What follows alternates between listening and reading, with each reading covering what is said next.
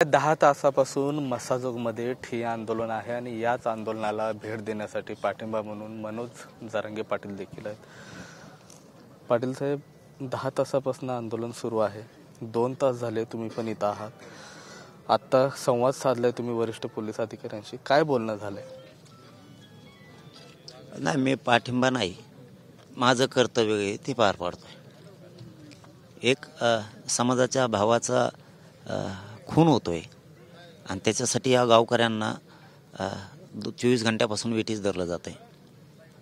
तिथं एक मुलाच्या भूमिकेत मी त्यांच्यासोबत असणं माझं कर्तव्य, कारण तो आमचा भाऊ आहे, त्याचं कुटुंब आता पूर्णपणानं उघड्यावर पडलं आहे। हे सरकारचा आशीर्वाद मानावं लागेल। मोकाट आहेत खून करणारे, मोकाट आहेत। वरिष्ठांचे बोललो आहे, आता SP साहेब पण आलेत।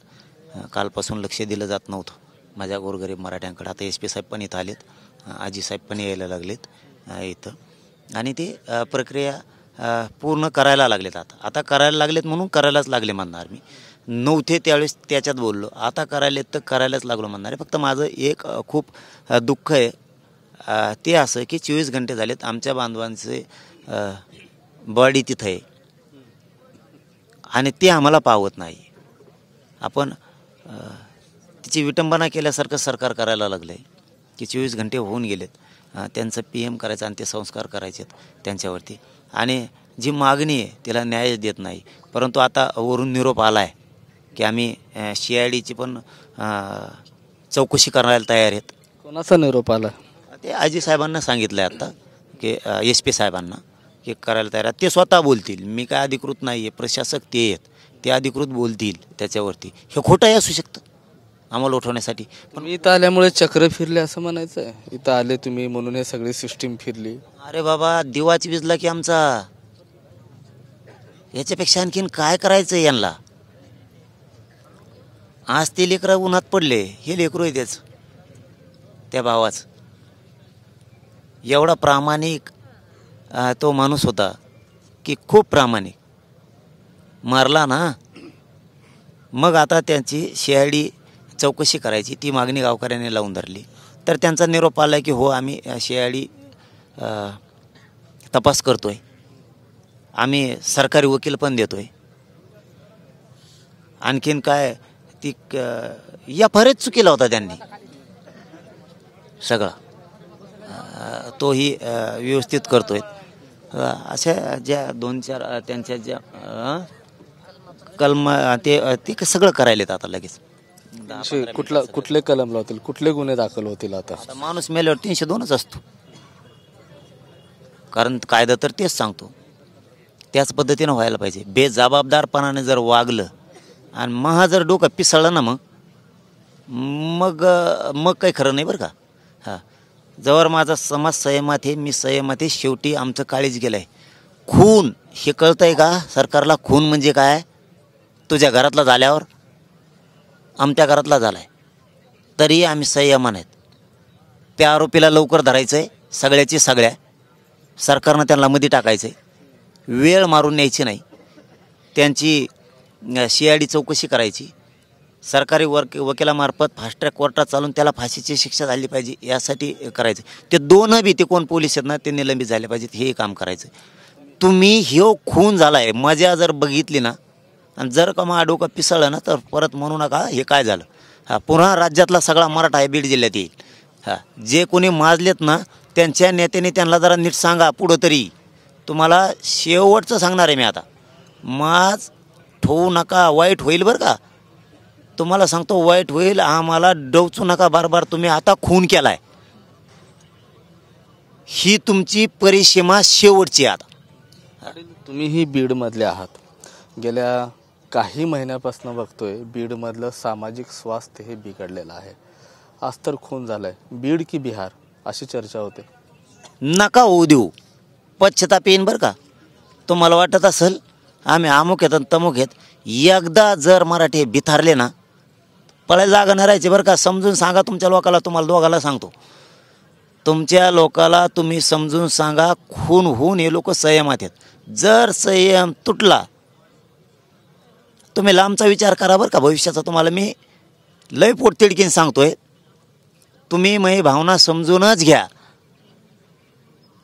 काय हात लांब नसते ना, तुम्ही म्हणता सरकारचे हात लांब असतात आणि आमके लांब असतात.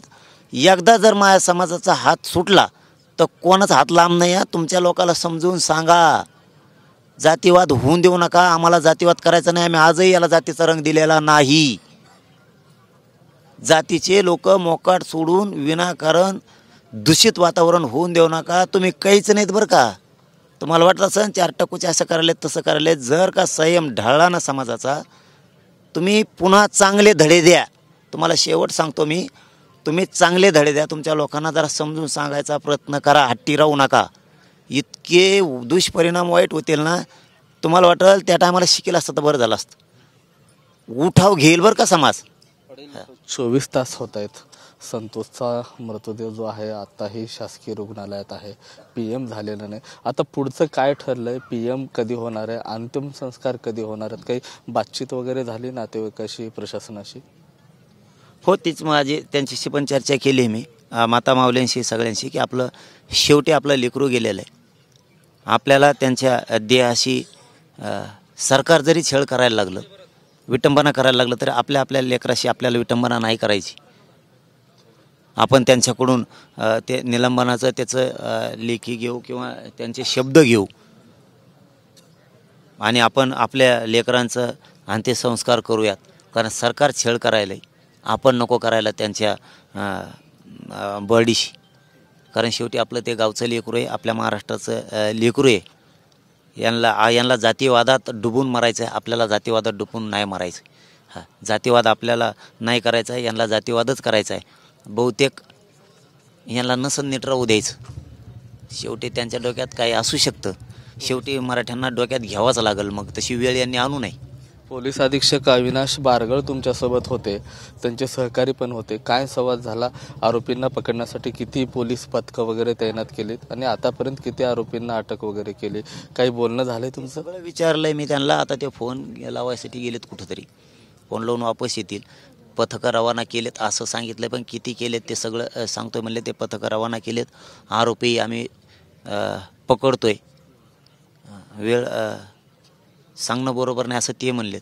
तरी मी वापस येऊन सांगतो म्हणे आणि पुढच्याही सगळ्या कारवाया करू म्हणून सांगितलं आहे त्यांनी. परंतु आम्हाला ते FIR पाहिजे.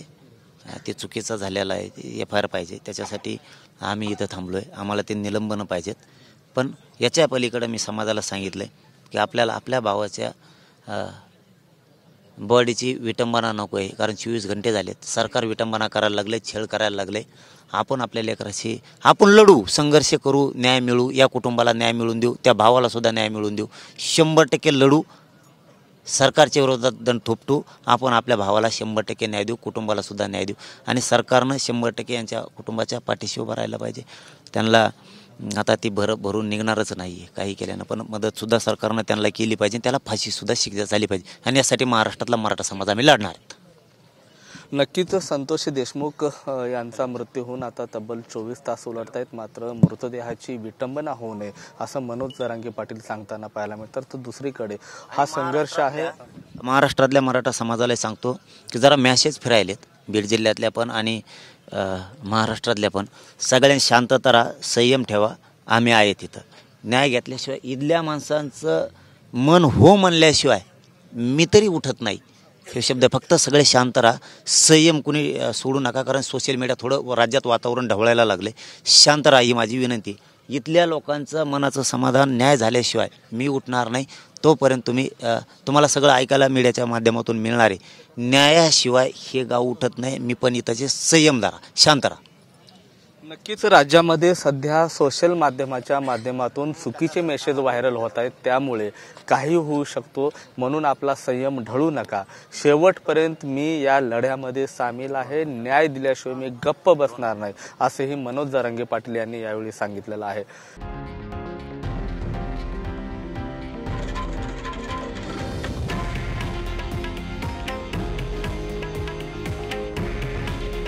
हे आहे देशातील नंबर 1 न्यूज नेटवर्क आणि आपण पाहत आहात TV9 मराठी. काळजी तुमची, हित महाराष्ट्राचं.